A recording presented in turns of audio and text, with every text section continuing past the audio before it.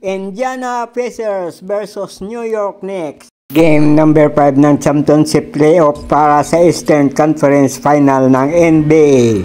Lamang ang Pacers sa serye 3-1. Bronson, biglang hinto, tira, pasok! Siakam, biglang ikot, lumiap, mintis, nakuha ang rebound ng New York. Anunoby, nagmintis sa ilalim, nakuha ni Hart, pinasa kay Bridges, tumira, Baldog, Macri, nakuha ang bola, tuloy-tuloy, pasok ang ginawang pass break. Bola ng New York.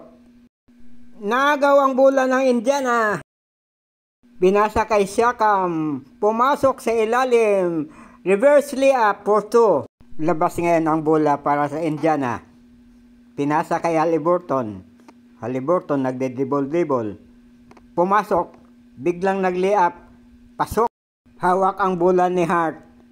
Pinasa kay Towns. Towns, lumiap, pasok at may foul pa. Bonus free throw. Mintis. Bola ng New York, pinasa sa side, pinasa nag-cut, pinasa kay Towns sa ilalim at dinunk lang. Panalo ang New York, 111-94. Magkakaroon ng Game 6. Please subscribe to my YouTube channel, Stories of Uncle Paeng. Comment, like, and share, and thank you for watching. Magandang araw sa inyong lahat.